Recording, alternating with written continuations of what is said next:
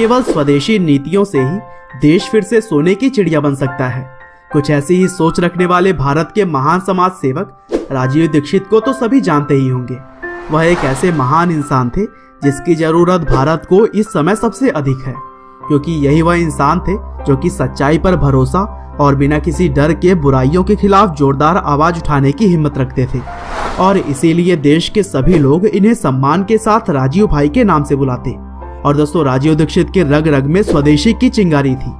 साथ ही वह जो भी जानकारियां अपनी स्पीच के जरिए जनता को देते थे वह पूरी तरह से सबूतों और तथ्यों पर आधारित होती थी, और इसी वजह से उन्हें कोई भी गलत साबित नहीं कर पाता। तो दोस्तों, आज के इस वीडियो में भी हम राजीव भाई की पूरी लाइफ स्टोरी को जानेंगे कि किस तरह से इंजीनियरिंग की पढ़ाई करने के बाद भी उन्होंने बड़ी बड़ी कंपनियों में काम न करके देश के लिए अपना जीवन समर्पित कर दिया। तो दोस्तों, इस कहानी की शुरुआत होती है 30 नवंबर 1967 से, जब उत्तर प्रदेश के अलीगढ़ जिले के नाहा गांव में राजीव जी का जन्म हुआ। उनके पिता का नाम राधेश्याम दीक्षित था और उनकी मां का नाम मिथिलेश कुमारी।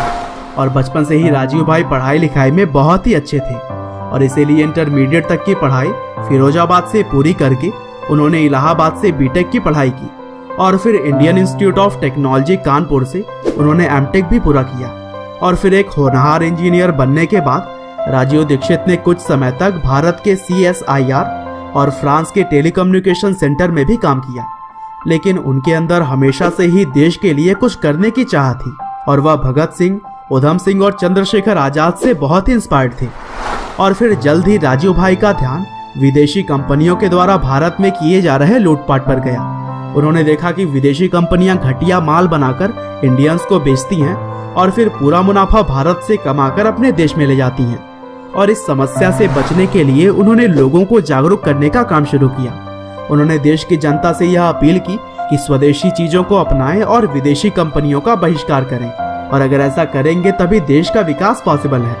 और अपने इसी आवाज के साथ वह काफी कम उम्र में ही 12,000 से भी ज्यादा प्रेजेंटेशन दे चुके थे, जिसमें कि भारत में यूज किए जाने वाले 5,000 से भी ज्यादा विदेशी कंपनियों के प्रोडक्ट्स के खिलाफ उन्होंने स्वदेशी आंदोलन की शुरुआत की। यहाँ तक कि उन्होंने अपने देश के कंपनियों के नाम के पर्चे भी बंटवाए, ताकि लोगों को पता चल सके कि कौन सी भारतीय कंपनी है और कौन नहीं। और फिर इन आंदोलन के जरिए जल्दी राजीव दीक्षित ने लोगों के बीच अपनी एक अलग ही पहचान बना ली, और अब लोग उन्हें सम्मान के साथ राजीव भाई के नाम से बुलाने लगे। और दोस्तों, राजीव भाई का मानना था कि भारत में खोजे गए आयुर्वेद जैसा इफेक्टिव मेडिकल साइंस पूरी दुनिया में कहीं भी नहीं है, और इसीलिए उन्होंने लोगों से यह अपील की कि उन्हें अपने बीमारियों को दूर करने के लिए एलोपैथ की जगह पर आयुर्वेद का सहारा लेना चाहिए। और फिर बाबा रामदेव के साथ भी उन्होंने कई सारे अभियान को अंजाम दिए।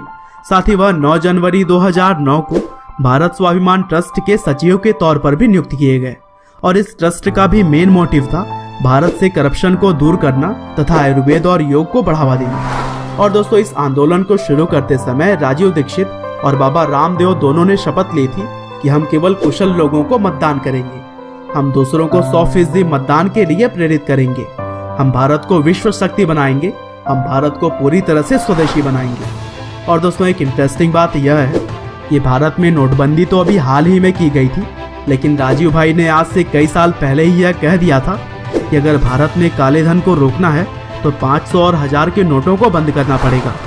और फिर आगे चलकर बाबा रामदेव और राजीव भाई ने स्ट्रैटेजी बनाई कि लोगों के सामने सारी सच्चाई रखने के बाद से वो देशभक्त और बुद्धिमान लोगों को अपने साथ जोड़ेंगे, और फिर एक मजबूत पार्टी तैयार करके 2014 लोकसभा चुनाव में अपनी दावेदारी पेश करेंगे।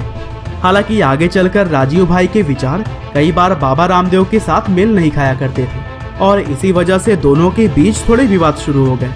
और राजीव भाई के समर्थक मानते हैं कि बाबा रामदेव अब राजीव दीक्षित की लोकप्रियता से घबरा गए थे, और इसीलिए उन्होंने राजीव के खिलाफ बहुत से षड्यंत्र रचने शुरू कर दिए।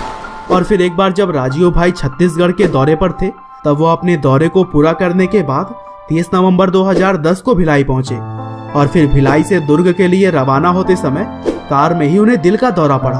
हालांकि उन्हें जल्द ही अस्पताल लेकर आया गया, लेकिन दुर्भाग्य से उनकी जान नहीं बच सकी। और इस तरह से देश के लिए पूरी जिंदगी न्योछावर करने के बाद उन्होंने इस दुनिया को अलविदा कह दिया। हालांकि बाद में राजीव जी के समर्थकों ने उनकी हत्या का आरोप बाबा रामदेव पर लगाया, क्योंकि समर्थकों का मानना था कि मौत के बाद राजीव जी का पूरा शरीर नीला पड़ गया था, जैसे कि किसी को जहर देने के बाद होता है, और पोस्टमार्टम के लिए कई बार कहे जाने के बावजूद भी ऐसा नहीं किया गया। और फिर राजीव दीक्षित का पार्थिव शरीर उनके घर न ले जाकर के पतंजलि शिविर ले जाया गया।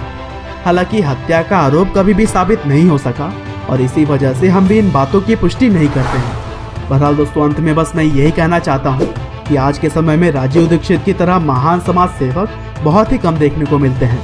हालांकि भले ही वह अब इस दुनिया में नहीं है, लेकिन लोग उनकी स्पीच को अभी भी सुनकर मोटिवेट होते हैं। उम्मीद करते हैं कि राजू भाई की यह कहानी आपको जरूर पसंद आई होगी। आपका बहुमूल्य समय देने के लिए बहुत बहुत धन्यवाद।